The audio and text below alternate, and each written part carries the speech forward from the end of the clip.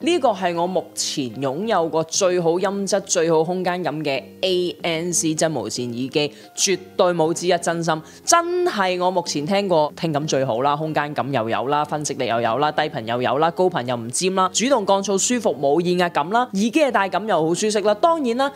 講到佢咁鬼好，佢都係有少少嘅缺點，但係肯定就係一樣嘢，優點遠多過缺點好多嘅一款耳機嚟嘅。如果咧你好心急，又或者係信得過 Final 呢個品牌，又或者信得過暴力嘅話咧，而家即刻馬上你就可以出去咧試一試呢一對 ZE-8000噶啦，唔係叫你話買，但係你真係可以去試一試，去嗱聲出發噶啦，真係唔使睇噶啦。一如以往咧，唔使擔心呢個贊助影片，我淨係讚唔彈，我一樣係會將實際使用嘅感受分享出嚟嘅，可以安心收睇嘅。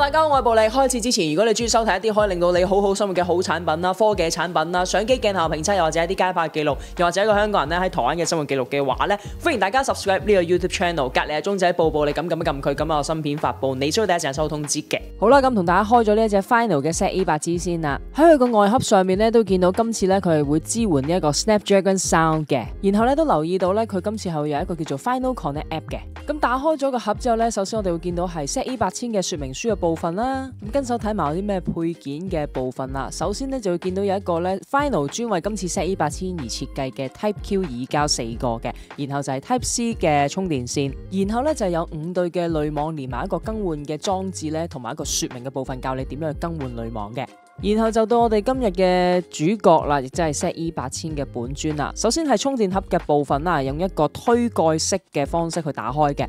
然後耳機都係一個磁吸式嘅放入方式。整體嘅體積咧都偏大嘅，連耳機嘅本體嘅造型咧都係比較特殊嘅設計嚟嘅。咁拆除咗呢個耳膠部分咧，就會見到成個 ZE-8000嘅耳機以及佢嘅導管設計啦。咁我哋今日開箱嘅部分咧就係咁多噶啦。一如以往地咧，我唔會同大家講睇好 spec 嘅嘢嘅，快速咁同大家講一講呢一隻 ZE-8000咧，佢係以藍牙5.2嚟嘅連接嘅，支援嘅音訊編碼有 SBC 啦、AAC 啦、aptX 啦、aptX Adaptive， 連續音樂播放時間係最長有5個鐘，續航嘅時間最大嚟到15個鐘嘅。咁耳機本體嘅充電時間咧，大概1.5個小時就可以充滿佢，而充電盒咧就係2個鐘就可以充爆佢噶啦。防水嘅性能咧係 IPX4， 咁所以基本上係生活防水嘅啫吓。咁呢一集咧主要係會針對佢嘅外觀啦、內在聽感啦、ANC 嘅表現啦，同埋通話表現嚟去做評測嘅。老規矩啦，一樣係同大家由佢嘅外觀開始做行評測先嘅。啱啱同大家講過啦，佢有缺點冇錯，佢缺點就係喺佢嘅外觀上面，不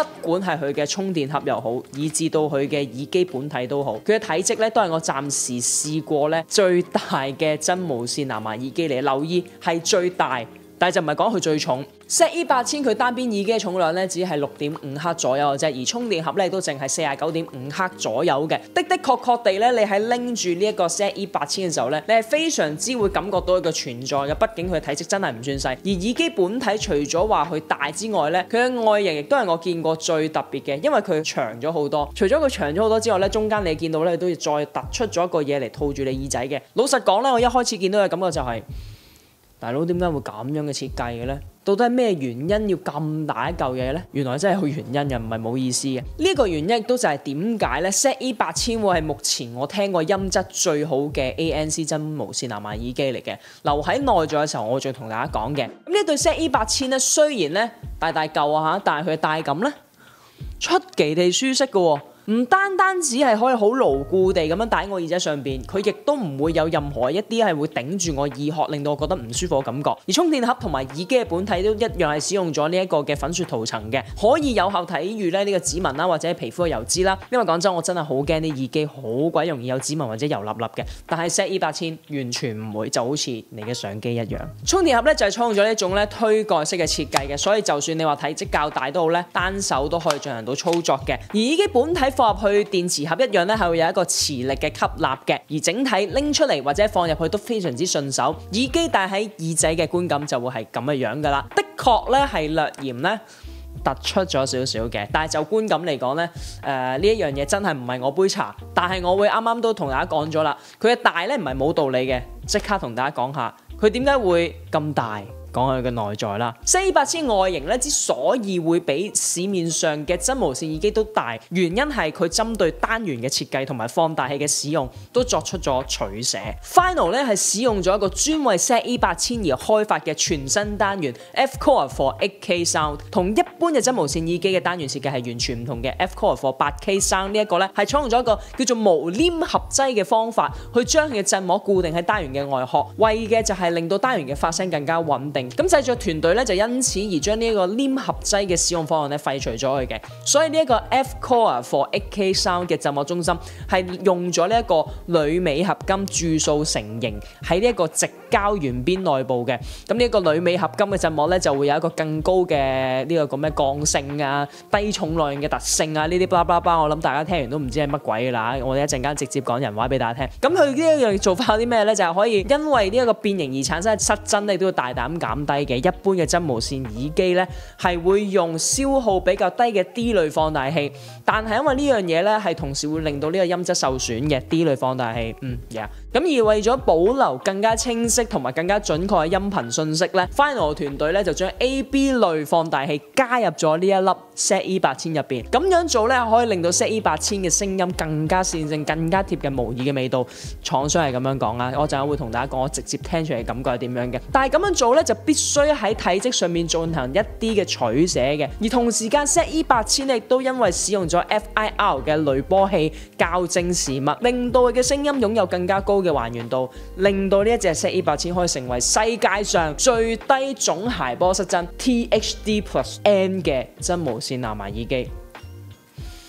陣間會同大家講人話 ，OK。而 ZE-8000亦都支援 Qualcomm 最新嘅音訊技術 Snapdragon Sound 嘅，支援主動降噪 aptX 編碼以及一個我唔識讀嘅音訊編碼解碼器 ，OK。Anyway， 24原位嘅96 kHz 嘅音樂檔案都可以傳送得到嘅，而傳送呢啲咁高解析度嘅音頻嘅檔案，亦都淨係需要68毫秒嘅極低延遲就做到啦。基本上而家市面上較新嘅 Android 手機都支援到嘅，所以為求測試到佢最佳音質，我亦都係使用咗我部 Asus ZenFone 8搭配咗 aptX Adaptive 同埋 Tidal Master 嚟到試聽嘅。並且咧，我亦都喺 Final Connect App 入邊咧開啟咗呢一個 8K Sound Plus 嘅模式。咁我分別就試聽咗，當然啦，都係一如以往試過幾首歌 ，Eagles 嘅 Hotel California 同埋 Billie Eilish 嘅 Bad Guy， 然後亦都聽咗 J-Phone 嘅給缺席的人唱首歌。咁我今次咧就唔逐首歌去講佢聽解係點樣啦，因為我真心覺得大家係好值得去聽呢一隻耳機嘅。ZE-8000咧講真，就音質嚟講，佢真係完完全全超出咗我預期，驚喜到不得之了。